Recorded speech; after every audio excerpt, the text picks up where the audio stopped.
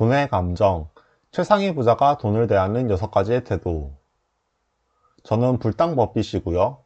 책 소개를 보게 되면 돈은 나를 비추는 가장 완벽한 거울이다 라고 얘기하고 있어요. 왜 돈이 나를 비추는 거울일까 라는 의문이 들게 되죠. 그런 의문과 함께 돈 하면 어떤 감정이 떠오르는가를 묻고 있습니다.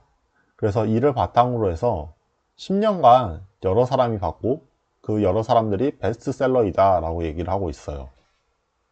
저는 이 책을 읽었고요. 읽으면서 이렇게 마인드맵으로 메모를 했습니다. 이 마인드맵을 토대로 글을 써달라고 GPT한테 부탁을 해서 GPT가 이렇게 글을 써주게 되었습니다. 돈의 감정, 당신의 지갑은 어떤 마음을 품고 있나요?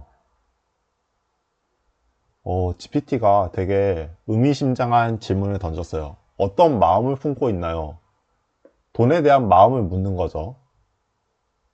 마음이라고 하면 결국 태도죠. 내 마음가짐에 따라서 태도가 결정되기 때문이죠. 그래서 우리의 태도를, 돈에 대한 그 태도를 묻고 있다라고 보시면 될 것 같습니다.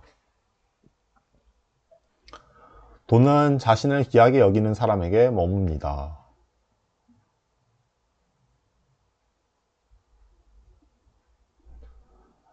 사람 대할 때도 똑같죠. 자신을 귀하게 여겨주는 사람이 있다면 그 사람을 함부로 할까요? 함부로 하지 못하죠.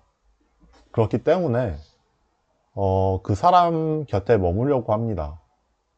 그와 똑같이 돈도 인격체로서 나를 귀하게 여겨주기 때문에 고마워서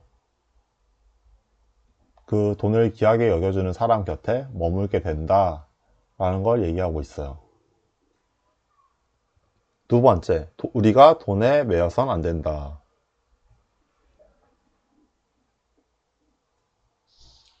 돈에 매이기 시작하면 모든 게 다 돈으로 보여요. 인간관계, 건강, 삶의 추억 등등 여러 가지가 다 돈으로 보이게 됩니다. 그래서 돈을 다스리는 주인이 될지, 돈에 끌려다니는 노예가 될지, 그것에 대한 태도가 결정된다. 결국 내 마음가짐이 중요하다라는 것입니다. 세 번째, 책임질 수 있는 만큼의 태도.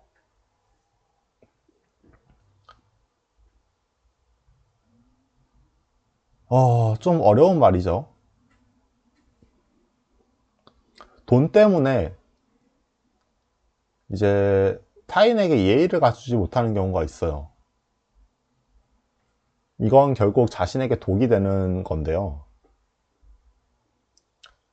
내가 감당할 수 있는 수준 안에서 정직하고 예의 바르게 돈을 다루는 것이 진정한 부의 품격이다 라고 얘기하고 있죠.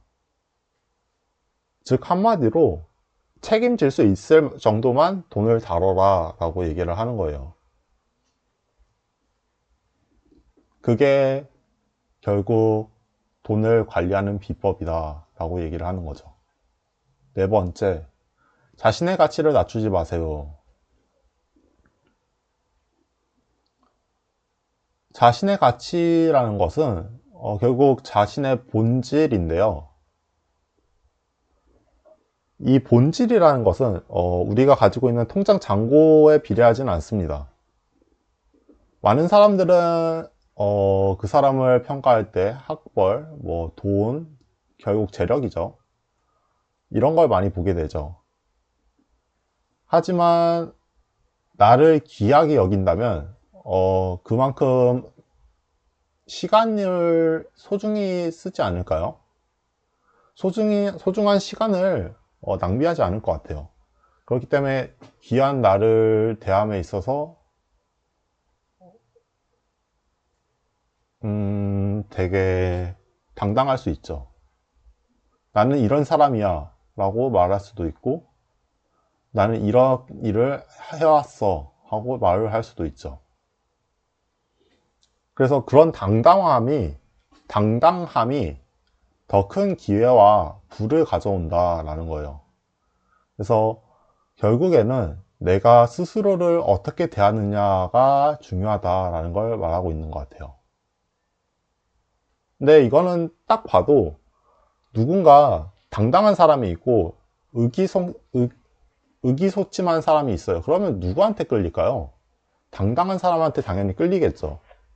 뭔가 자신감이 있고 긍정적이고, 의기소침한 사람은 부정적으로 보이게 되고 위축되어 있어 보이고 왠지 가까이 하기 좀 그렇죠. 그런 거에 따라서 이제 기회나 부가 달라진다라는 걸 얘기하고 있는 것 같습니다. 돈에 솔직해지고 기꺼이 받아들이기.